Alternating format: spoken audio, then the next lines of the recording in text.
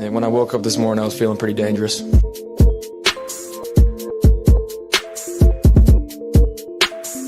Jameson Williams has been so impressive these last couple of weeks.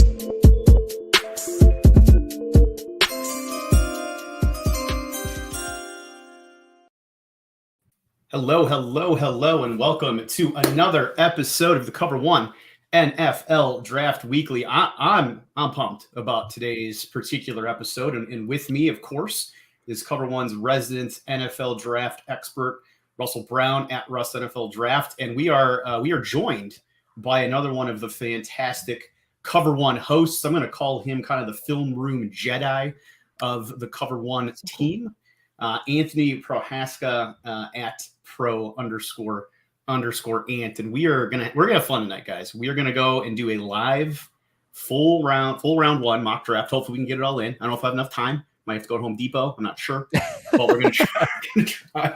We're gonna try to get through, the entire first round. It's gonna be round robin style between the three of us. So from a pick perspective, Anthony will go first for the Jaguars, for example. We'll have Russ go second for the Lions. I'll pick for the Texans, and we'll keep going around and around from that standpoint. But before we dive in, gentlemen, first of all, I'm going to give it to our guests for a moment. Since Anthony and myself do the Cover One Fantasy Show, it's been a long time since we've been on a podcast together. So welcome, Anthony. How you doing? What's going on, man? I'm all right. I'm doing okay. I'm anxious as we head deeper into free agency and into the draft. Anxious as a Bills fan, excited as a football fan, and excited as a person because, Rich, I enjoy you as a person. And we haven't been together since fantasy season ended, and we stopped the Cover One Fantasy Show for the off season. And I enjoy Russ. He's fantastic. We just did a show together last night on Disguise Coverage. So I'm very pumped. We all got wrestling shirts on. It's all I see Greg floating around in the chat. He's probably just rolling his eyes. That's fair. I zoomed into the big screen, so I'm not looking at the chat, so I can't see it. But he gave us a woo. Here we go. He gave us a woo. I'm sure Greg is wearing his wrestling shirt. He's a huge wrestling fan. He loved it. Oh yeah. So I feel like that like you wore the one shirt that he'd be like, oh, Ric Flair, I know that wrestler. Yeah. He wears tights. Yeah. He chops people and makes a lot of noises. Right. Ric Flair. That's the woo guy, right? Yeah. Yeah. Russell, my friend, as always, it's a pleasure. This is our 6th episode of the Cover One NFL Draft Weekly here for the 2022 season. I've had a great time with you so far. Last week we had a ton of awesome chat. So everybody that's out there, even though we're going to be doing a live mock, feel free, please comment on the picks. We'll certainly try to throw them up there and talk about anything you guys want to talk about. We'll interject different conversations. There's a lot of movement that have happened, even from a week ago, right? And Watson to the Browns, we didn't get to talk about last week. Matt Ryan to the Colts. What's going on with Baker, KC, trading Tyreek Hill. So that all impacts the draft, which will come out today in the mock draft. But again, Russell, how you doing tonight? What's going on in your world? Same old, just being the busybody during draft season that I am. But no, it's always great to be back on the show. Doing the live thing is something I look forward to every Thursday. And I love, always the interaction with the chat. I love that Anthony's joining us today because he's phenomenal. And of course, Rich, you are as well. So it's fun.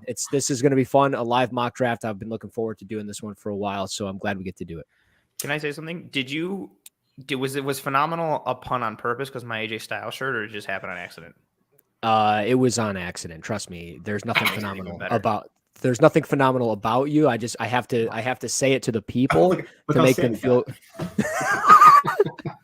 Dude, you're the.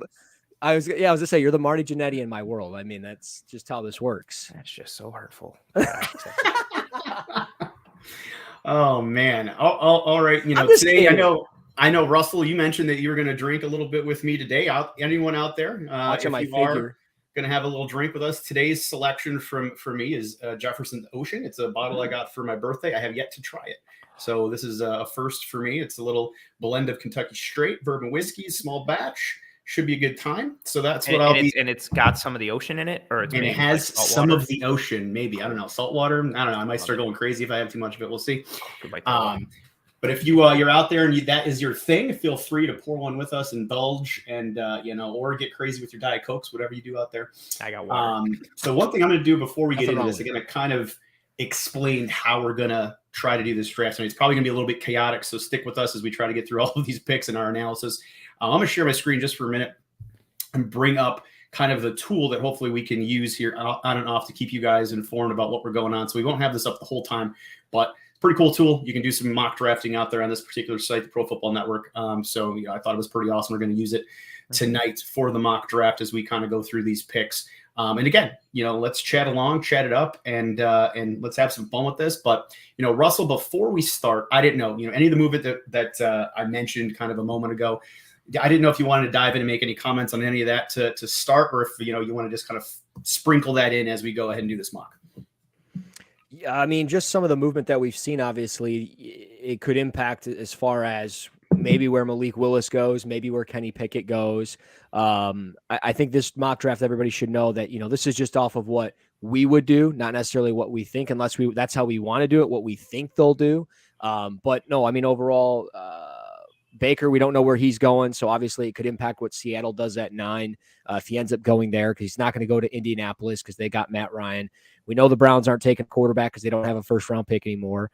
Houston, I don't think is going to take a QB, but really like the last domino is just Baker. And then the teams that might need a quarterback, whether that's Washington, Carolina, Atlanta, maybe Seattle, and obviously the outsiders, if you will, the Scott Halls and the Kevin Nashes of the picks would be too sweet, would be the Lions in Houston. So we'll see how it goes, but I don't have much to add on it. If you want to get my thoughts and opinions on it, it's been pretty much all over my Twitter at Russ NFL Draft. So nice plug.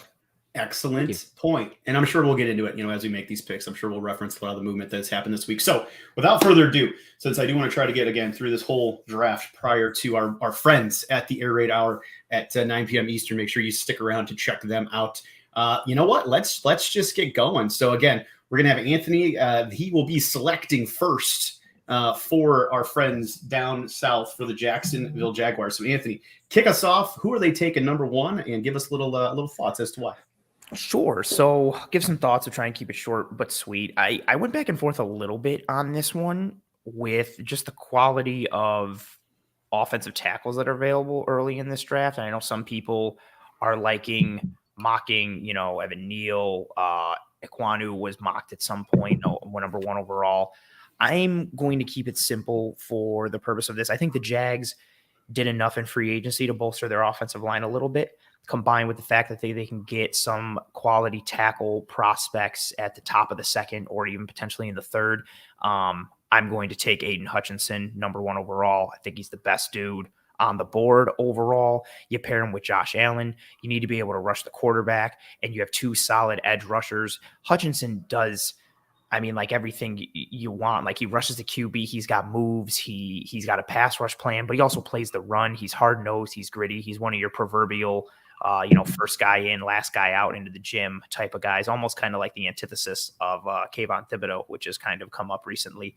I'm going to go with Hutch, and safe pick, best guy on the board. Hutch to the Jags. Hutch to the Jags. All right, I think that is a safe pick. Russell's talked about Mr. Hutchinson quite a bit over the past few weeks. So I know as a Michigan product, and I think the Lions were targeting him at one point.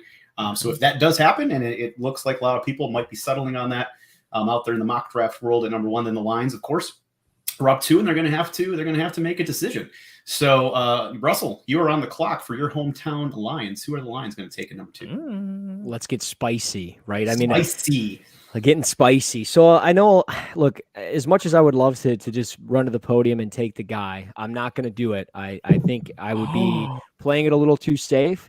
And I think it's a pretty deep draft in that regard to the position. So yes, I'm going to pass on Kayvon Thibodeau. Go ahead and give me Malik Willis, the quarterback from Liberty. And I'm doing this simply for the fact of, if you look back a couple years ago, Josh Rosen was taken by the Arizona Cardinals, as we know, and the next year they took Kyler Murray. Not saying Malik Willis is going to start from day 1, but Jared Goff, he plays the most important position in football, and he's not the guy that's going to get you over the hump. Now, he's going to manage the game the right way, but you're talking about a lot of money on the books with him here. You could get Malik Willis. He could be a superstar. He could be a dud. But the fact is, you're going to get a guy on a rookie contract where you have a lot of draft capital. And after this season, you can clear up $31 million in dead cap money by just letting go of Jared Goff. So if you get rid of him today, it's $41 million. If you wait till next spring, it's $10 million. And I think it's just one of those things where you can build this thing around him. You got pick 32, 34. You still have 4 other picks in the top 100. You have more draft capital next year. And again, if you move Jared Goff, you clear up $31 million. So give me Malik Willis for the potential of somebody else getting him, like Carolina, Atlanta, Seattle. Somebody in the NFC could potentially get this guy, and I don't want that to happen. Yeah, no, and I mean, I've seen that, he's picked up a ton of steam with his workouts. I mean, that arm, obviously people are going to drool over that arm strength. So, I think that's a very interesting pick. And I agree with a lot of your comments there at number 2 for me. We got it. Willis is going to fall. So are you fool? Well, hopefully not. The Lions don't have the best track record, just like my Browns, but I'm gonna root for him. I hope he does well up there in the NFC North. So now I'm on the clock for the Houston Texans, who have now multiple picks as they made a trade with my Cleveland Browns to acquire the 13th overall pick in the draft. So I think they can go in a couple different directions here. For me, I think they have a lot of needs. So whether it's offensive line or defensive line, I think there's needs on both sides of the football for the Texans. And the plan I have kind of going in this, and kind of what I've been reading a little bit, trying to do a lot of research on what they're looking at in different just different blog sites and things of that nature. I'm actually maybe going to take a surprise pick here. I'm going to go with a tackle, offensive tackle, not Kayvon, here at 3 for the Texans. I think they have a plan potentially to get an edge guy later if one falls to them at 13. So I'm going to go with Evan Neal at Alabama here at 3 for the Houston Texans and kind of shore up that offensive line, because I think, again, they have a lot of needs, and I think you never can go wrong with starting in the trenches. So I think they could go either way, obviously, but if you're going to take an offensive lineman or defensive lineman when you have so many needs, I think that's the smart play. So I'm going to go again with Evan Neal there and shore up that offensive tackle position for them. Gentlemen out of Alabama. Really good pick. He's got versatility across the line. He's got fundamentals. He's got size. He's got technique. I mean, there's a reason he was, or he still is in some circles. He's mocked number 1 overall to the Jags in a solid amount of mocks, even with the Jags franchise tag and Cam Robinson. There's people that are like, cool, fine, take Neal and have Robinson and Neal and Brandon Sheriff, who they gave money to, and really lock up that O-line to protect Trevor Lawrence. You could do a lot worse than getting Evan Neal anywhere. And yeah, he's a tremendous tackle. There's so many good tackles, but he's a real stud. And you got to protect the franchise, aka Davis Thrills. So I'm all about it. Well done. At some point, they'll have a franchise quarterback to protect. It might not be this year, but at some point they'll get that established. All right, let's keep on rolling. We're doing a great job here. Let's move on to the New York Football Jets. One of 2 picks here in the top 10 for the Jets. And Anthony, you are right now the GM. You're in control of the Jets franchise, and you're not allowed to intentionally tank them. As a Bills fan, you have to make this pick for how they, how you think they're going to do for the best of their franchise. So no punter. Got it. It's funny, actually. With the way we've gone in order, I have the 4th pick for the Jets, and then I also have pick 10 for the Jets. So I feel like a lot of the Jets' future is in my hand in this draft, and I like the continuity. I'm going to kind of keep it simple again. I didn't know what Rich would do at 3. But I think the way it fell for the New York Jets, I'm going to take Kayvon Thibodeau, put him with Robert Saleh, who knows how to get the best out of his guys. I know there's a lot of red flags going on with Tibbs right now and everything, just off the field stuff or attitude things. He's not saying the right things. He's not doing the right things, all that kind of stuff. But there's 2 things with it. One, the talent is absolutely undeniable. And at some point, talent outweighs everything else. And then 2, combine that with Robert Saleh. He's that coach that players love to play for. He's awesome. No one has anything negative to say about him. And I'm not saying that if there is, off the field or character concerns with Tibbs, that Saleh will course correct all of it. But I think if someone, that is funny from Ron, makes him a perfect Jets pick. I think if there is a coach that could, smooth out those rough edges and get him to buy in and just turn him into what he can be, it's Robert Saleh, who's genuinely one of the best defensive minds in the NFL. And I hate to give him Thibodeau, but I got to do what's right for the mock. So that's my pick. Got to do it. All right. Well, Anthony, thank you very much there. You know what, Russ, I do want to, Joshua has a comment here. I don't really feel that Willis screams Wentz. I know, just for 30 seconds, maybe, since you are kind of the draft guru for us here at Cover One. What do you think? What do you think of that comment? Do you think is too high, or based on his obviously his skill set, he's doing really well in shorts. Let's put it that way, right? So what's your take on that comment? Well, I mean, you could say the same thing about Josh Allen. Like, he looked pretty good in shorts at times, but like when you watched him at Wyoming and the talent around him, the talent did him no favors at all. He had a bunch of drop passes. His ball placement was all over the place, but there was drop passes all over the place when he played at Wyoming. And the same thing kind of happened at Liberty, but it also happened with the offensive line. Like, if you watch him against Syracuse, I mean, he's getting touched by the time he's getting the snap out of a shotgun. So, I mean, you're talking he's 3 yards off the football and he's getting hit already. Like, it was second nature for him to evade the pocket. And it's one of those things where I think Malik Willis, the Lions, like, it's no secret, the Lions like him. And the things that I have heard is that the Lions are probably going to draft him. I mean, again, it could be smoke, and it is only March 24th, March 25th. So we got almost over a month to go before they really obviously figure this out. We don't know what their board's going to look like. And again, it could be just smoke, but it's the opportunity to take a guy to prevent everybody else from getting him. And if you look at what's going on in the league, teams are trading for veteran quarterbacks, bad quarterbacks. They're getting a premium for them. So if the Lions don't use him in 2 to 3 years and they're able to get a second or third round pick out of it, you win. It doesn't matter. Like, sure, you missed out on some edge rushers. Sure, you missed out on some talented defensive players, but you also have pick 32 and 34 where you could get the second or third best safety and potentially the fifth or sixth best edge rusher, which could just be as productive as Kayvon Thibodeau, because we don't know. We don't know what any of these guys are. We all like to act like we do. We have no idea. Kayvon Thibodeau is working on his TikTok right now rather than working out at the combine. So Malik Willis, he's been putting in the work, and if it works out, he could be a stud. He might not be. But in today's game, mobility is what all these quarterbacks have, and arm strength, and he has both. He has both. The Lions don't have any of that right now. Excellent points, Russell. Excellent points. Thank you for answering that comment. Let's keep it rolling here. We're up with the New York Football Giants, staying in the state of New York. And Russell, you know, you're already talking. So true, New Jersey. Very true, Meadowlands. They got 2 picks, 5 and 7. What are they going to do here at 5? Yeah, I'm going to go ahead and take Ike Ekwonu out of NC State. I do know that the Giants are very much involved with Charles Cross. So that would tell me maybe they're considering him at either 5 or 7.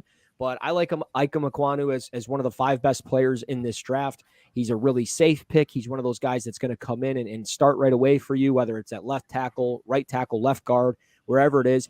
You need to get things cleaned up on your offensive line. You need to help Daniel Jones as much as you possibly can. And I think Ekwonu, the best finisher in this draft, and just somebody, again, that can play just about anywhere for you outside of probably center. So you got to take this guy. It's a safe pick, and I'll worry about 7 and what comes with it. Yeah, no, I like that pick. And actually, I'm now on the clock with the Carolina Panthers, and they have a lot of needs across the offensive line. Obviously, they have questions at quarterback, but they have a lot of needs at the offensive line position as well. And if Ekwonu or Neal were here, I may have considered that for them, but they are both currently gone. So, we know the Panthers, they have Sam Darnold under contract for about $18 million this year. Cam he isn't signed. So he's, I don't know, is he going to rejoin the team? Is he not? Who knows? And Russell, you mentioned this in your mock draft 1.0, and I'm going to stick with it. I think that you're spot on right now. I don't see why they wouldn't potentially maybe reach here a little bit, but where there's some comments earlier in the chat saying, hey, QBs get pushed up the draft board. A lot of, as you mentioned in your mock draft, a lot of connections to Matt Rule, to David Tepper. If you haven't checked out his mock draft 1.0, go to cover1.net and check it out. But I'm going to go with Kenny Pickett. Tiny hands to Carolina. And the Panthers are going to try to add at least some competition there, and probably the quarterback of at least their immediate future once Sam is off the books next year down in Carolina. Ooh, a little spice. Russ, do you buy into, Rich obviously makes that pick thinking Pickett can do some things there. Russ, do you buy into the whole tiny hands thing, or do you think it's being blown out of proportion? I mean, it's a concern, obviously, when you get bad weather and getting outside and the ball gets slick. Things can get a little bit difficult for guys with smaller hands, but he's playing with gloves. I mean, there's no way around it. He's going to play with gloves, and if it works for him, it works. I mean, it worked. I mean, Kurt Warner did it. Teddy Bridgewater's done it his entire career.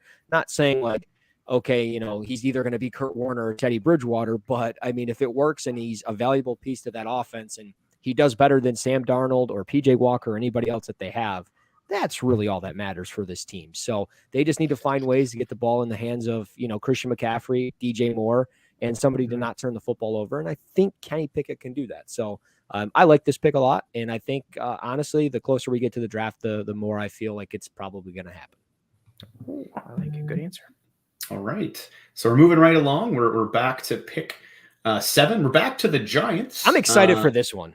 Which is interesting because because Ekwonu, right? So let me see here. Who picked Ekwonu? Did you take Ekwonu? Yeah, I took Ekwonu. Yeah, you took Ekwonu. So now, Anthony, you get to play the Giants. I'm excited. Yeah. Co-GM here. It's just kind of fun. So you get to make the selection at 7 after they shore up the offensive line a little bit with the tackle at North Carolina State. So who are you taking for the Giants?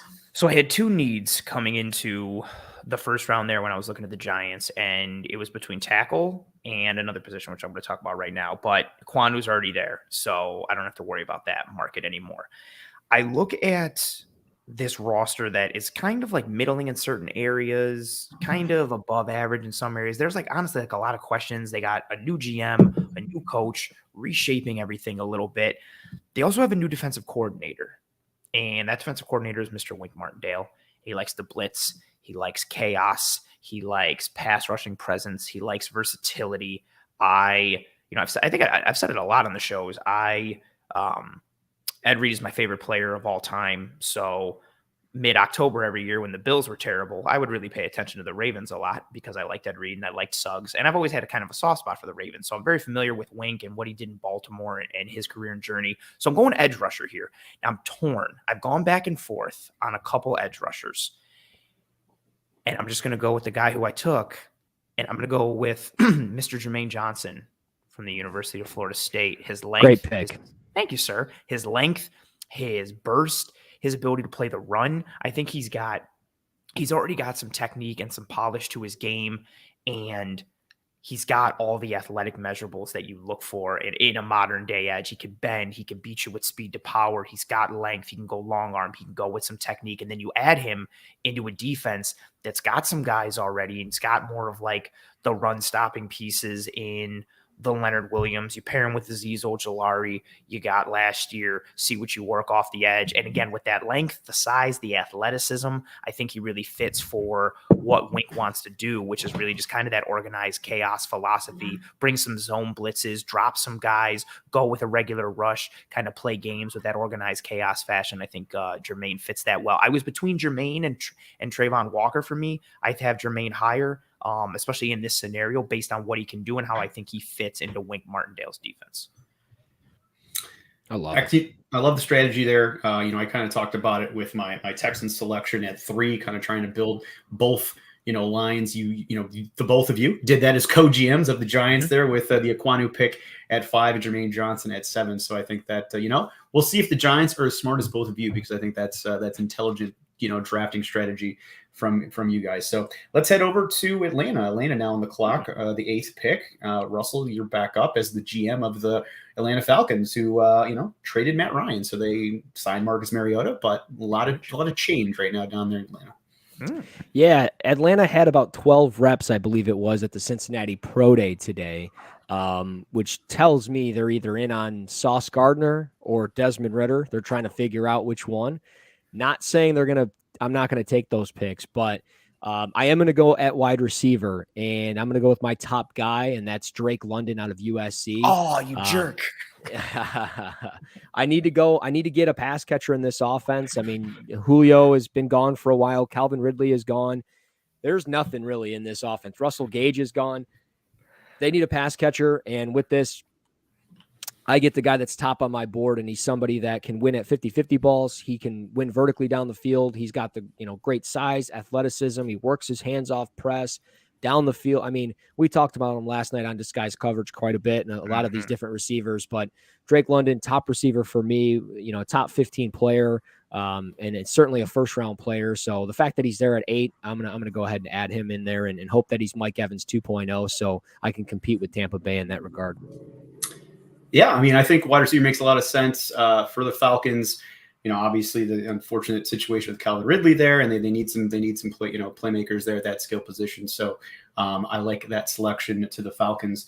We now move along to the Seattle Seahawks, and I'm on the clock with Seattle, another team that's in a transitional state. Obviously traded Russell Wilson to the Denver Broncos. They have skill positions with DK right now, and Tyler Lockett still on board, although there's a lot of potential trade chatter for both of those players. I think, I think they're in a spot where they could use an offensive tackle now as well. They could use some secondary help at cornerback. It's intriguing right now with it's very intriguing right now with Kyle Hamilton still sitting out there from Notre Dame, but I'm actually going to stick with my initial gut for Seattle. I'm going to go offensive tackle. Charles Cross out of Mississippi State. I've read some rumblings that they're interested in him. So I'm going to go with Charles Cross out of Mississippi State and add some offensive line help to Seattle at number 9. I like it. I like that. Well done. I like Charles Cross a lot. He's honestly, like, it's crazy, like, how good. I genuinely think Neal, Aquanu, and Cross are 3 of, like, some of the top tackle prospects we've seen in a while when you're looking at size and athleticism and ability. And it's kind of unfair for each of them that they're all in the same draft, because if they were in other ones, they would like have legitimate possibilities of being like the number 1 tackle no matter what. And I feel like they're kind of cannibalizing each other, but that's a really good pick for Seattle at 9. Yeah, I like that pick a lot. Thank you, kind gentlemen. And thanks to Richard for the comment there on comment space. There's a joke about 2 dicks somewhere, but I'm gonna let that slide. We'll let it's still a PG-13 show here in Cover One. Let's go ahead and keep moving right along here. We just Charles Cross just went to Seattle. The Jets up again, second of their 2 top 10 picks. Yeah. So the New York Jets on the clock. I was gonna take Drake London here. You're welcome. I thought it was, So just like in fantasy, Anthony, you're like, damn it. He went I was going to say, this is fantasy all over again. I'm out. It's been real. I'm logged off. I really like London for the Jets because of the fit. I think wide receivers in need. Corey Davis is on his second of a 3-year deal. He has an out next year, and London's body type and everything. Take Garrett Wilson. I was thinking about it, right? You got Drake London, and then I was thinking maybe still take Garrett Wilson, but I feel like his skill set already exists on that team with what they have. So I'm going to stay on the side of the ball that I went with at number 4. I think this is a pretty good backup option. This player is not my number 1 player at the position, but he fits some sort of the archetype that Robert Saleh has used in the past when it comes to his cornerbacks. You dare. I'm going to take Sauce Gardner at 10. You mother! Oh, it's getting saucy. Are you disappointed? Saucy. I didn't do it pure out of pettiness. But yeah, listen, Sauce is a tremendous corner. He's got great feet. He's got length. The length piece is huge, right? He's a good corner, but you add that length. Saleh's had those corners in San Francisco. We know he likes that in his defense. Corner is still very much in need for this Jets team. I know they added DJ Reed, and I do like Bryce Hall, who they got a couple years ago out of Virginia. I wanted the Bills to get him when they got him, so I do like him as well. Yeah. But you got some guys who can fly in the AFC East now with what Miami did, with what the Bills do, and again, you're trying to build up to become a Super Bowl contender, right? You got to contend with Cincinnati and the Chargers and all these teams who got guys on the outside who can fly, bolster that secondary. I came close here also with thinking of Kyle Hamilton, but with the addition of Whitehead and Ashton Davis still there, I thought corner was the bigger need. So again, Derek Stingley's my number 1, but combined with the archetype and Sauce being sweet, I put Sauce at 10. And the fact that Russell's upset, being sweet. There's probably just some T-shirts that need to be made with that type of, you got to go get on the tagline and get the T-shirts. Sorry, Russ. Bang, bang. Dude, don't Cactus Jack me, dude. I will so Terry Funk myself, and I will come out here like Chainsaw Charlie and just go to town. But I just want to say, I'm fired up right now. I just want to say that if there was a barbershop window, you'd be going through it right now. Marty Jannetty style, you're going through it. You took my pick, and I don't appreciate it. And if I was a coward like Marty Jannetty, I would throw myself through that window like Jannetty did. Yeah. He grabs himself by the back of the head. Just flings himself, the coward Marty Jannetty. I know I'm on the clock here at 11. Yeah, the pick's in. Kyle Hamilton. The pick is in. You can't let him keep going this far down the draft board. But no, I don't want to say he's a generational talent, but he is very talented. Great range. I'm a little worried about just injuries overall. I mean, he had his IT band blowout back in high school when he was, going for a loose ball in basketball. He's coming off the knee injury, which is why I think it hurt his times a little bit at the combine. He broke his wrist as a true freshman, or not a true freshman, but a freshman in high school, and he couldn't play quarterback. So there's some lingering issues. And when I see those lingering issues, the first player that always pops up in my mind since I've been doing this is Kerryon Johnson. But not saying that's going to be the case here. It might not be. But Kyle Hamilton, great range, very versatile, can do so much. And with this Washington defense, what they have up in their front seven, you add this guy in the back half. I mean, you are elite all the way. And I mean, you might have to, struggle a little bit offensively, but you got enough picks to figure that out. You take Kyle Hamilton here all the way. Good pick. Excellent pick. And actually, I'm on the clock now with the Minnesota Vikings, and I think they need quite a bit on the defensive side of the ball, safety being one of those things, in my opinion. You could argue corner, you could argue edge, you could argue linebacker, heck, you could argue tackle. I basically think the Vikings just need defensive players.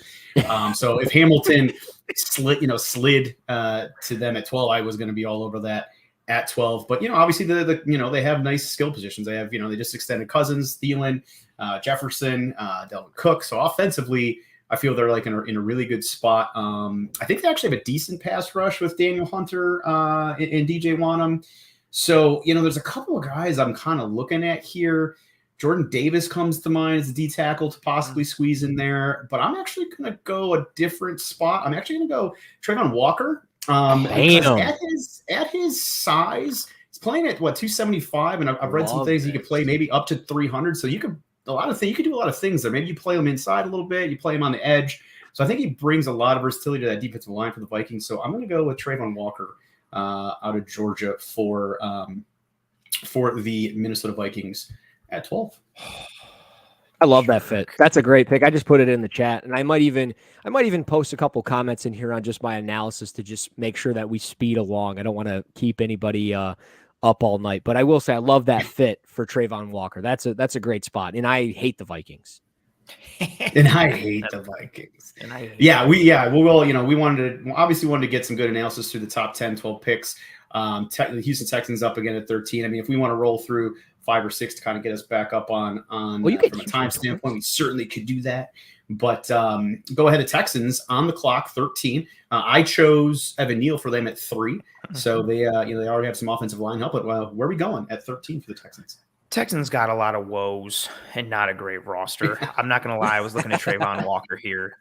Lovie Smith taking over there. His reliance on the front four. The importance of trench work for him with what he did in his entire career back when he was with Tampa and then with Chicago. You know how he relies on that front four. I wanted Trayvon Walker. Didn't get Trayvon Walker. Just like fantasy football. This is just exactly like just left and right. This sucks. But you know what I'm going to do? I got to pivot because that's what you have to do in the real NFL. Pivot. I'm going to stay on the defensive line. Nice. We all got it. # friends. Oh, no, I should have been like Seinfeld. Love it. I'm going to stay on the defensive line. I'm going to stay with Georgia. I'm going to give them Mount Jordan Davis to plug into the center of that defensive line, tighten up their spine a little bit there, add some toughness and some physicality to the interior of the Texans defense. I also would have really liked Kyle Hamilton here if he was there, but literally the last 2 picks changed the board, and the Texans could do a lot worse than. I also think Davis gives you better pass rushing presence than people give him credit for. I don't think he's going to be Warren and Sapp, but the Texans could do very well with a guy who can just add thickness, strength, and a 2-gapping monster push on the interior of their defense as they start to rebuild this franchise. Excellent choice. I know, Russell was loving to see him potentially the Chargers at 17. We'll see what happens in real life, but a lot of similar thoughts there for the reasons why it could be helpful. I guess not quite the same talent on the Texans defensive lines as Chargers, but oh my God, if you put him on that Chargers line in a rotation with Austin Johnson and Joseph Day and with Bosa and Mack, oh my God, that would be crazy, especially with what Staley wants to play with that tight front and try and recreate what he did with the Rams. Oof, that would be crazy. All right, so let's go to the Ravens at 14. Let's see what they got in store. Russell. Russell. Yeah. So with this one, I'm He's gonna like, go. I don't want them to pick anybody either. Russell, as a Browns fan, let's skip the Ravens. I'm No totally pick. fine with that. No pick. Yeah, I think I got on a delay there, but I'm gonna go Trevor Penning out of Northern Iowa. I was really considering defense here, but I want to clean up their offensive line, and it's one of those things where you need to get a little nasty up front. You play in the AFC North. You're gonna have to get in some dogfight games against your rivals that you always do, and in this AFC, it's gonna be a little wild at times. So I think you need to clean up this offensive line. Trevor Penning from Northern Iowa. All right, Trevor. Hey, as a Browns fan, I hate whenever one of those teams makes intelligent picks, and anytime you try to shore up again offensive defensive line, I think that's a smart move. We'll move on now to 15. Philadelphia Eagles, one of 3 picks coming up for Philadelphia. A lot of different needs, in my opinion: cornerback, linebacker, safety, maybe wide receiver. Do they keep all of these picks? They obviously have Jalen Hurts, who is the Undertaker of quarterbacks. Hey man, I was right. I was fucking right. For anyone who listens to the Fantasy Football Show, you might be chuckling right now. Devonta Smith gives them some firepower on offense. I think they can go in a lot of different directions. They're at Pickett's Pro Day. Pickett's gone, so that's not obviously on the board there. Howie Rossman is very interested in Olave to pair with Devonta Smith, from what I've been reading, and pair with Zach Pascal. So I'm going to go and take the first, not the first wide receiver off the board, but the first Buckeye wide receiver off the board. I'm going to go with Olave over Garrett Wilson here for the Eagles. They have plenty of picks where they can go maybe fill out some of those other needs. So I think that, taking, in their opinion, maybe the best wide receiver to kind of give some more weapons to Hurts and pair again with Devonta is what I'm going to go here for the Eagles. So Chris Olave from the Ohio State University will be the pick for the Eagles. Ooh, nice pick. Good pick. And this puts me. Now co-GMs again. Yeah, Eagles right. Back on the clock, which is crazy. Got to play some team GM here. So I was thinking I had 3 positions coming down to right here at 16. We're going to receive for the Eagles: receiver, corner, and edge. Also, maybe potentially defensive tackle and or linebacker. Oh, I'm going to shore up the secondary, and I'm going to give the Eagles Derek Stingley Jr., who is my corner one. Thank you, sir. There's a lot of, honestly, if the board fell like this for the Eagles, Charles Stingley still available. I think the Eagles not anymore, Charles. He gone. Not anymore. He gone. This board, the way it's fallen, the Eagles are set up beautifully given their needs at 15, 16, and 19. Like, if the board falls like this is literally kind of just like, I don't know. We love all these guys. Which one do we want the most? Like, this is a hard pick for me for the Eagles right now because I really think there's like 3 right options. I'm just going to go with Stingley because I think he's a stud. I think he's sick. You pair him with Slay out there. You start to, again, add some firepower to that defense after you added some firepower to the offense. Stingley. Good pick. All right, let's keep it rolling, as Limp Bizkit would say. Let's head down to the Chargers. Pick number 7. I love his dad thing he's got going on right now. He dresses basically like a dad. It's hilarious. If you haven't seen Limp Bizkit in a while, he rocks like some dad shorts with some white New Balance and like a button-up shirt. It's freaking hilarious. Check it out. Chargers 17. Russell. Yeah, I'm gonna get spicy here. We got the AFC West. I love the spice. The AFC West is cooking. A lot of offense, and we're going to stay that route. We're going to take Jamison Williams out of Alabama. We're going to get some speed going here. We got Keenan Allen in the slot. We got Mike Williams on one side. We're going to take Jamison Williams, put him on the other side, and we're going to prosper. You know what I mean? So I think this is actually a sneaky pick that could actually happen in this draft if Jordan Davis is gone. And it's one of those things where even if Jordan Davis is there, I don't know. Jamison Williams in this offense with Justin Herbert, I like it. It's spicy. It is extremely spicy. And, this is a funny comment to me. So, Anthony, again, why would you draft Stingley if he's sick? I mean, that seems strange. I don't know. I think it's something he could kick. He give him some Robitussin. Give him some tussin. Yeah, give him some Robitussin. So he's from the South. He's probably on that tuss. Like, he'll be. He's got the tussin. All right, New Orleans Saints, who, interestingly enough, just some little fun fact about me. I'm obviously Browns fan, been a Browns fan my whole life. But as a child growing up, I always picked a team from the other conference, whether it was football, basketball, baseball, to root for. So the Saints were my team for, I don't know why. I like the logo. I like the colors. So I went with the Saints as a youngster with Ironhead Hayward and all those guys back in the day.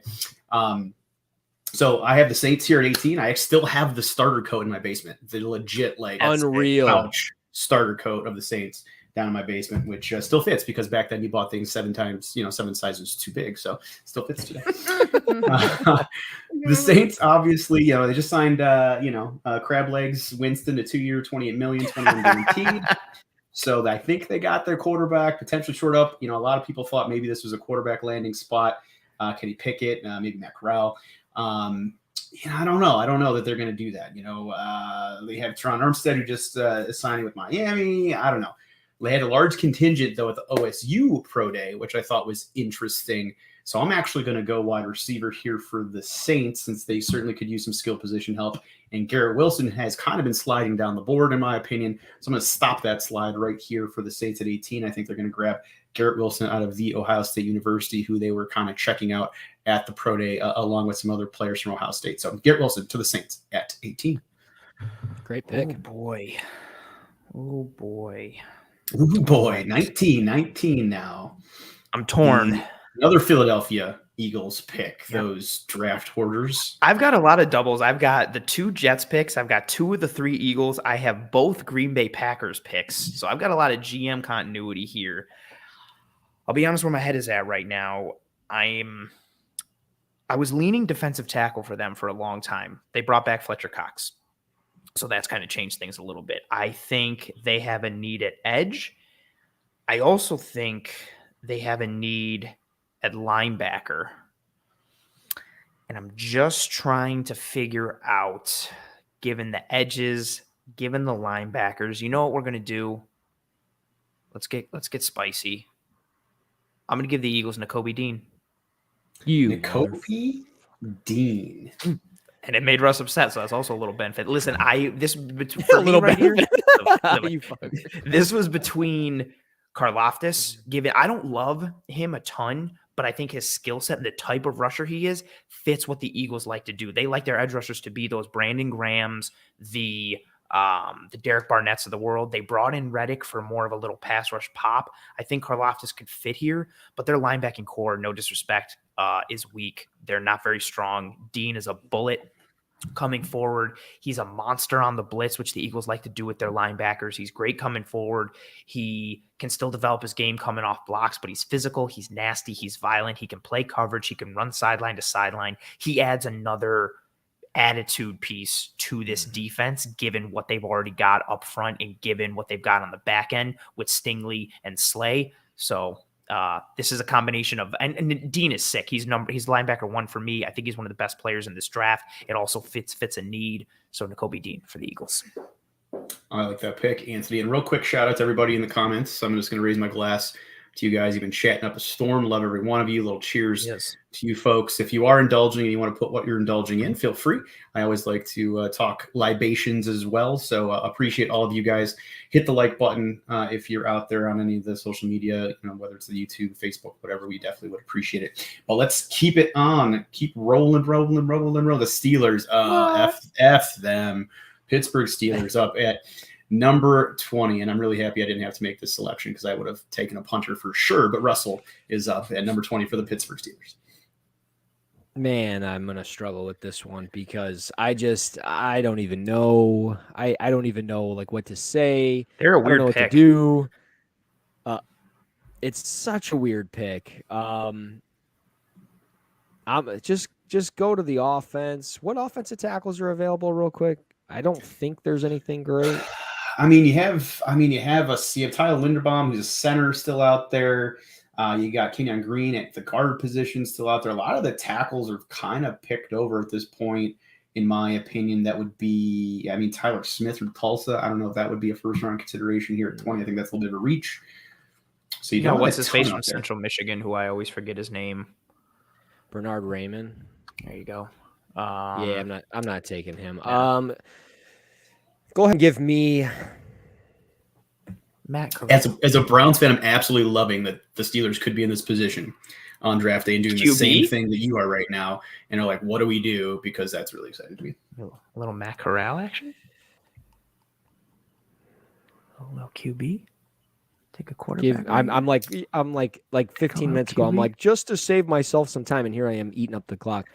Quarterback. Sorry, I'm so torn because I'm trying to think like the Steelers, but I'm also just trying to think like myself. And if it was me, I know I'm just gonna do what I would do, and I'm gonna take Tyler Linderbaum out of Iowa. Go ahead. And that's fine. It's fine. Fair. And it's just one of those things where I could see them going Zion Johnson. I could see them going Linderbaum. I could see them going, honestly, Devin Lloyd, even though they brought in Miles Jack. Like, I could see them going in a variety of ways here. And certainly quarterback is one of them. They love Malik. That's no secret. Desmond Ridder, who was what I was considering, but I'm going to just go safe. I'm going to take the offensive lineman and try to upgrade. And if Trubisky's their guy, if Mason Rudolph's their guy, cool. And if they suck next year, they suck. and if they have a good pick, then they could be in the market for a QB next year. So it is what it is. All right. Pittsburgh Steelers, I love the struggle there for the Steelers. I hope they have the same problem. I hope they have the same problem on draft day, and they're kind of like, damn it, what do I do? That'd be great. I want to see them at the bottom of the division for a while because, they haven't been, so that'd be exciting. All right, number 21, the New England Patriots. Obviously, Bill's Mafia out in the chat, really pumped. Woo, Patriots! They love that team. Probably not. So, the Patriots, Mac Jones, I still think he's a mayonnaise sandwich eater. I don't think he's much a quarterback, whatever. But they lost J.C. Jackson to the Chargers in free agency. So I think they have some need there at cornerback. They were kind of kicking the tires at running back for a little bit. They brought Fournette in for a visit, but they have Harris, they have Stevenson. I don't think they're going to go there at this point. Maybe they could look to give Max some weapons at wide out, but a lot of the wide receivers just went. I'm probably going to give the Patriots a punter just to make Bill's Mafia happy. But in general, I feel like they're going to go one of two ways. They're either going to get some cornerback help here because there's some decent corners still on the board with Andrew Booth, Kaiir Elam, or Devin Lloyd. Devin Lloyd is also a guy that I've read that they're interested in at the linebacker spot. But because of the departure of J.C. Jackson, I'm actually going to go ahead and give them a corner here. I like Andrew Booth. Come on. Clemson. I like a lot of the comments that Russell has made on Booth over the first 6 weeks of this show. So Andrew Booth out of Clemson to the Patriots at number 21. And obviously, they want to have a good defense, try to keep Josh Allen in check a little bit as well. So I'm going to go with Andrew Booth. Couldn't have given him Elam. I don't like Elam. Could have given him Elam. Man. I mean, for you, I could. I mean, for you and for Bill's Mafia, I could. All right, I'll remove it off the board. Screw Andrew Booth. We're going Elam. Oh, good pick. That would be good for New England. Booth's athleticism, you just got to rein him in a little bit and allow him to play within himself a little more. And yeah, if he goes to a team with some structure, oh boy, sky is legitimately potentially the limit for him. Now I'm up on the clock again, right? The Packers. Yeah. Oh boy. So in initially looking at this for Green Bay, I think first you have to go wide receiver here at 22. If I'm hoping, given what they already have on their roster, QB, that's funny. That'd be funny if they took like Matt Corral. It'd be unreal. It'd be unreal. If I'm the Packers, and again, when I was looking at this, I'm looking at through the lens of the Packers. I was hoping that Chris Olave or Garrett Wilson would be here to be the first receiver off the board. But given the receivers that are still currently on the board, I'm going to go for it. What was that? Glad they're not. That's fair. I'm going to go, especially for you. I'm going to go with a different skill set for them. I'm going to go with Treylon Burks from Arkansas. The size, the speed, the physicality, the freight train ability.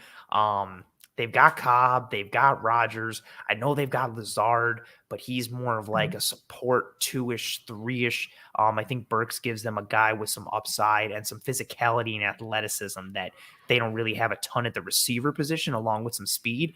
And now you've got 3 kind of interesting, freakish athletes on that side of the ball with Aaron Jones, A.J. Dillon, and now you've got yourself a wide receiver. And then, spoiler, for the pick at 28, I might consider a receiver again and go with a little more technical receiver at that pick, but to be determined on that one. All right, so we have Treylon Burks, wide receiver position, getting thin. getting thin here a little bit. I think Bills Mafia potentially were hoping somebody was going to follow them at 25, which, hey, once the NFL draft actually comes along, I think that most likely will happen. Someone will not be nearly as smart as myself, Anthony or Russell, and make a really stupid pick. Hopefully the Steelers and other teams that are in the Bills division, and some of these wide receivers will probably get pushed down. But let's do rapid fire real quick here. Russ, try to catch up a little bit from a time standpoint. I want to spend a little time, obviously, in the Bills pick coming up at 25. So real quick, Cardinals, who do you think they're going to take at 23? And then I'll kind of rapid fire the Cowboys at 24. I do love the fit of Zion Johnson, but that's not the pick. My boy Pops Mafia is in here. He's got the inside scoop here. George Karlaftis to replace Chandler Jones. I like the fit next to J.J. Watt. I think you could see, maybe some comparisons to their games. So, Karlaftis, let's go. All right, Karlaftis, I like it. He fell a little bit, in my opinion. I think he has a wide range on him. He's in the first round, but yeah, he's proper range. All right, proper range to the Cardinals. Karlaftis at 23. For the Cowboys, I'm going to go guard. I'm going to go Kenyon Green. I have Texas A&M. I think they have a spot at left guard, so I think that makes a lot of sense for them. Even though safety help might be something they could look at as well, but they obviously like Michael Gallup, CeeDee Lamb. They have great running backs. Dak, they want to protect him more, so I'm going to go Kenyon Green. Cowboys at 24. So that leaves Anthony up at 25. He's super excited. And for all the Bills Mafia out there in the chat, here it is. The cover one mock draft pick. Da-da-da-da-da-da-da. Trent McDuffie, put him on the board right now. I am thrilled if this happens on game day. I knew it. I was torn, depending on who's going to be there. And this is how, honestly, I think the board could fall. I think corner is still the number one need right now. I know the Bills got some stuff going on with Ryan Bates. If Bates is fully gone and the Bills do nothing on the interior by draft time and the board falls like this, I'm going to have a very hard time thinking between McDuffie and Zion Johnson. So there, and everybody's loving McDuffie. That would be there, right? But I think corner is the biggest need right now, especially with how the rest of the AFC has just armed up for this, weapons race and everything that's going on in the dogfight that's going to be happening in the AFC as a whole, and then especially in the AFC East with now Jalen Waddle and Tyreek Hill and the speed that you've got there and the ability. I love McDuffie. I love Roger McCreary. Yes, he can play outside. I'll talk about it briefly real quick. I love McDuffie. I love McCreary. I like Andrew Booth. I love Kyler Gordon, but I think Booth, Stingley, and Gardner are all going to be gone. McDuffie potentially could be gone as well, but McDuffie, Gordon, or McCreary right now is the dream scenario at 25 for the Bills. And that's exactly it. He's not just a need. He's good. I recognize the arm length. They're not too short. And more importantly than that, I recognize arm length would be nice.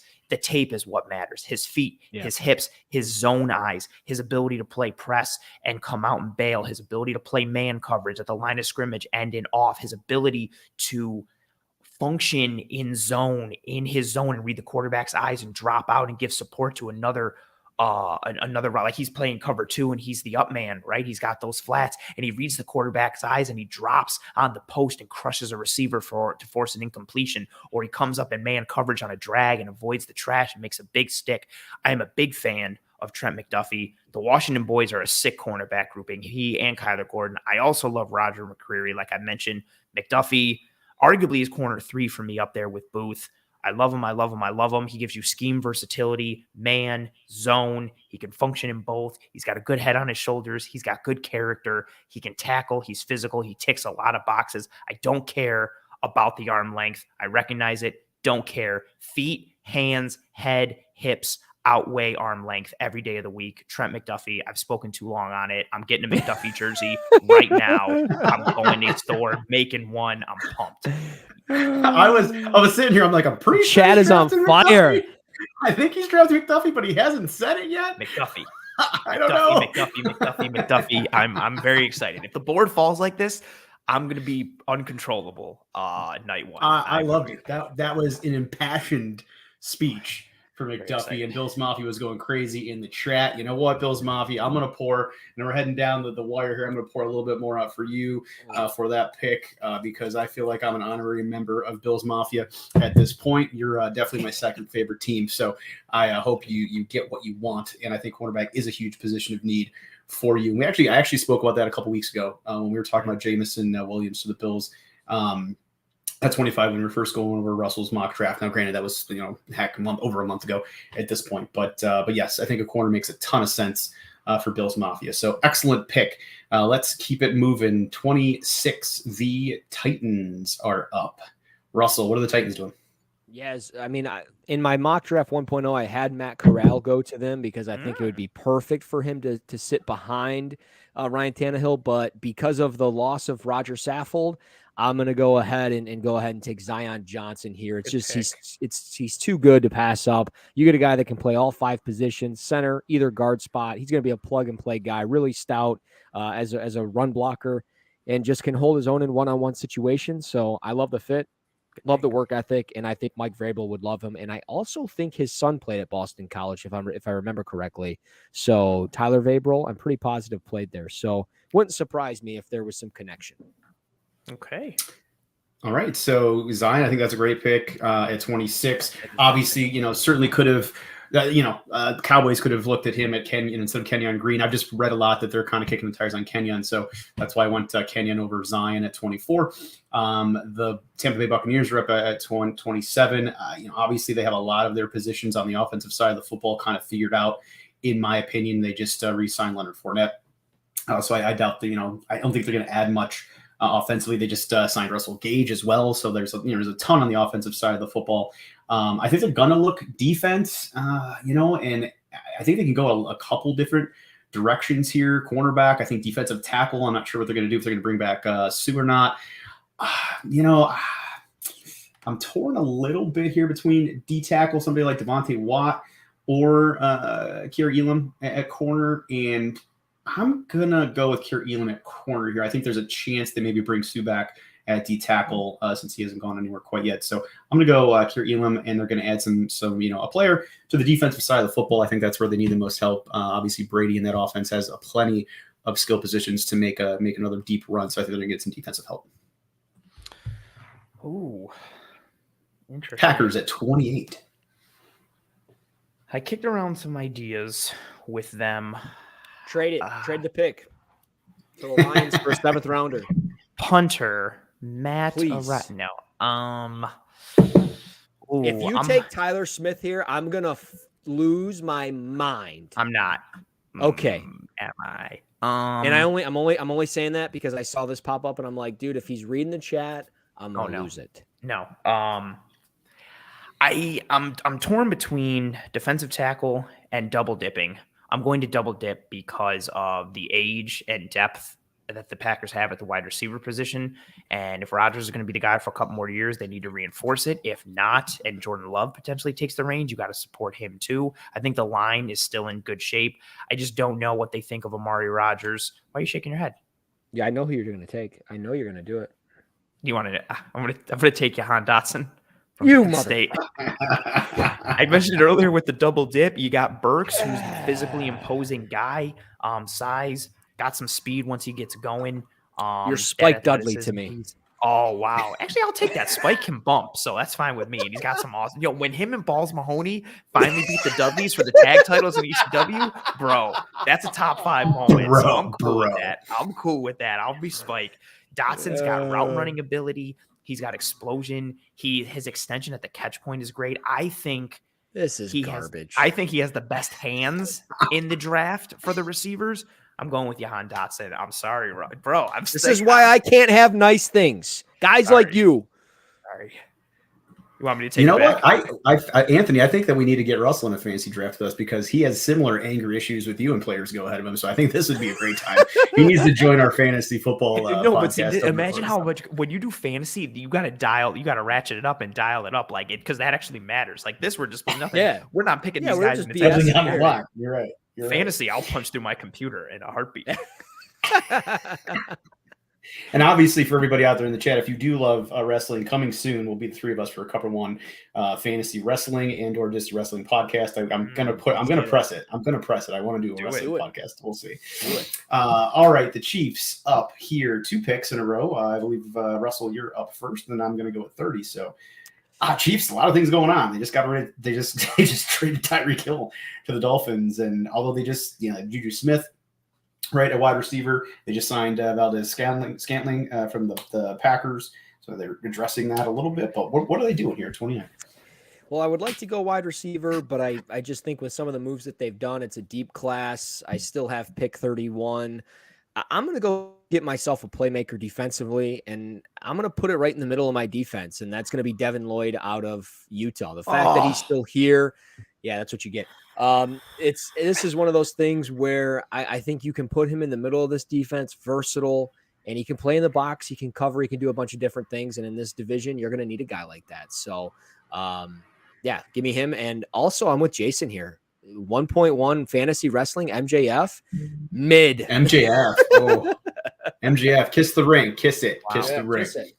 Wow. He just had I don't know, for any wrestling fans out there, check out MJF. He just was on Twitter today. He just had an awesome, 1.5 minute take on why he, wrestling back in the day with Terry Blanchard and everything he felt like the golden age back when it was regional, and he's trying to bring some of that back. So it's really cool. So if you're a wrestling fan, go just what's a on cool Twitter, thing too? Watch his high school football tape. Is it good? Yeah, I think he was all state or he's legit. He had offers to play in college. I think he did. He went to school to play and then he dropped out to become a wrestler. He's kind of a pretty good linebacker. It's fun to watch his tape.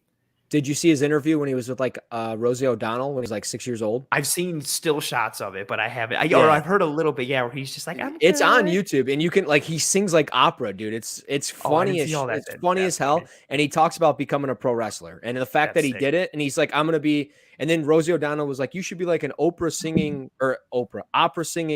wrestler. And then he did that thing with Chris Jericho where they did the musical. Hilarious. Yeah. Oh, damn. I didn't know it connected that far back. That's awesome. Yeah. That's sick. All right. Well, catch more talk about MJF on the upcoming Cover One Wrestling podcast, which we're going to have to convince Greg and the other co-owners to go ahead and let us do. But 30 Chiefs, I think they stick with defense. I like Devin Lloyd. I would have taken him at 30. Honestly, great pick there. I think I'm going to go safety here. There's a couple safeties I like, whether it's Jackson Hill out of Michigan or Jaquan Brisker out of Penn State. I kind of like both of them for Kansas City. I think they're going to maybe try to bulk up the defense since they're addressing the wide receiver position during free agency here, and there's not a lot on the board right now from a wide receiver perspective. So I'm going to go Michigan guy here. I'm going to go Jackson Hill at safety to the Chiefs at 30, so they can shore up that defense a little bit and hopefully make it so Mahomes doesn't have to go out there and score 32 points every game to win. So when Jackson, and obviously defense is extremely important in the AFC West right now. It's a murder's row division, and there's a lot of offense out there, so they're gonna need that on the defensive side of the ball. All right, two left. We have the Bengals at 31, and then the Lions at 32. I don't even know where we're at order wise here. We're coming up. We're past the hour mark here. Again, stick around for Air Raid Hour at 9 o'clock here on the Cover One Network. But let's go ahead. I want Russell to draft for the Lions at 32. I don't know if you were doing that anyways or not. I've lost track. But Anthony, are you able to make a pick for the Cincinnati Bengals at 31? I am. That's my pick. I'm torn. I was gonna go interior line to shore up the left side and complete this revamp of the offensive line for them this offseason. I'm a little torn. I want to give them Devontae Wyatt because of his pass rush presence on the interior, a little more than Hill and Reeder, but they brought both of them back. I don't even the fact that, oh, nice, bad times don't last, but bad guys do. Pour one out for Scott Hall. God damn it, I'm drinking. That was a great one. I'll take a shot as well. Yeah, I'll hit one as well. It's water, but whatever. It all counts. It's all liquid. I'm not a huge fan of their corner grouping, aside from Mike Hilton, even though they did decent this past year. I'm going to give them a corner. For me, it comes down to what kind of defense they are trying to play and what they're doing. So right now, between it for me, it's going to be between McCreary and Kyler Gordon. I'm going to give him McCreary because he's the higher corner on the board for me. I love his technique. I love his hands. I love his feet. He's another guy that has the quote-unquote short arms. I don't care. His tape is fantastic. Longer arms would be fun, but watch him run stride for stride upfield with Jamison Williams. Watch him cover Jahan Dotson one-on-one. I also think he can function in zone, even though he's been more of a man corner his career at Auburn. But again, you get that scheme versatility. He tackles. He's physical. You got to be able to thump in that AFC North. And then the big picture, being able to play coverage against the big boys in the AFC. So Roger McCreary to the Bengals. All right, pick 32. Bring us home, Russell. You started with 2 with Malik Willis at quarterback. Last pick of the first round for your hometown team, the Detroit Lions. What are they going to do here at 32? Sam Howell. Well, no. Doubling up at quarterback. Now, I do like 2 edge rushers in this instance. I do like Boy Mafi from Minnesota because he's so explosive, very raw as far as just using his hands and developing a pass rush plan. I also like Arnold Ebiketie. I don't know what Jacksonville is going to do here at 33. They might trade out of that pick, but they've already taken Hutchinson, so I'm thinking they won't take one of those edge rushers. So I might get my guy at 34. I'm going to go safety here, and I'm going to take Jaquan Brisker out of Penn State. We re-signed Tracy Walker, but I'm going to go ahead and get my guy that can play in the box, do a bunch of different things. I'm going to take a player that I don't know who will be there at 34, but if I can get Brisker at 33 and then potentially an edge rusher at 34, it'd be awesome. I would love to add a receiver, but the run on receivers happen. I'm not going to force my hand, but this is why I took Malik Willis, because I think there's going to be some edge rushers in the back end of the first round. All right, well, guys, I mean, this was, I don't know, a great time. I'm going to save this mock draft that we did. So just we're going to run it back real quick for everybody out there. We had Aiden Hutchinson 1, Malik Willis 2, Evan Neal, Kayvon at 4. Kenny Pickett was up there in the top 10 at 6. Drake London at 8. We had Saucy. We got Saucy at pick 10, the Jets, Sauce Gardner. We had Jordan Davis at 13 to Georgia. Chris Olave out of the Ohio State University to the Eagles at 15. Jameson, interesting to the Chargers at 17 as they really, have a crazy wide receiver core if that ended up happening. Andrew Booth, cornerback to the Patriots in the AFC East. Trent McDuffie, a lot of cheers. We're going to do it again. A lot of cheers for Trent McDuffie to the Bills at 25 in our cover 1 mock draft. Yeah. And then again, Jaquan Brisker, 32 to the Lions safety. So, again, I think it was a great time. Again, really appreciate everybody in the chat. Anthony, thank you so much for coming on and doing this again. I'll save it so that we can look at this and see, how close we were. Maybe we can do another one before the actual draft because we're about a month away from the actual draft. And we could see who won run. That's great. You know what? On Twitter, we're going to post this on Twitter tomorrow. Ooh, a little poll. We're going to do a poll on Twitter out of the cover 1. We're going to figure out, I'll figure out how we can, post the mock. We'll say, hey, these are who, each of us chose. And you can vote on who won in your opinion. I would love to know. So we'll do a poll out of the cover 1 Twitter handle tomorrow. But please follow all of us on Twitter as well. Again, I'm at Burn River Sports on the Twitter. We have Anthony, our special guest today, at pro__ant. And we have, of course, Russell at Russ NFL Draft. So any closing comments, Anthony, as a guest, any closing comments before we get out of here for the Air Raid Show? No, just thank you guys so much for having me. I had a blast as I knew I would. And anytime you guys would love to have me back, I'd love to come back. I love the draft. I love talking ball, and mock drafts are fantastic. And we're in mock draft season, boys. So this was a good time. There's plenty more to come. You guys got a great show. I was excited to be a part of it. And thank you guys for having me. Awesome. Russell. No, I mean, look, bunch of, in the words of Matthew Stafford, it was a bunch of fun. But no, it was. I appreciate Anthony coming on. I always give him a hard time, but his content's phenomenal. Check out the Disguise Coverage podcast. He's a grinder.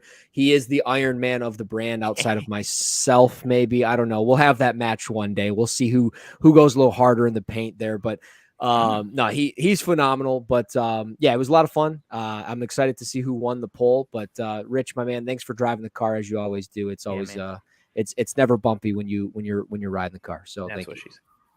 Appreciate him. Last, that's what she said. Last parting words. Again, if you're out there still listening to us, hit the like button. We appreciate any likes we can get out there on YouTube. Subscribe to Cover 1 if you haven't. Especially if you're Bills Mafia, they have awesome content. Greg Thompson's a great capologist. If you have comments or questions on camp, even if you're not Bills Mafia, shoot them over to him. He's fantastic. So hit the like button. Go ahead and subscribe. We definitely appreciate it. Follow us on Twitter.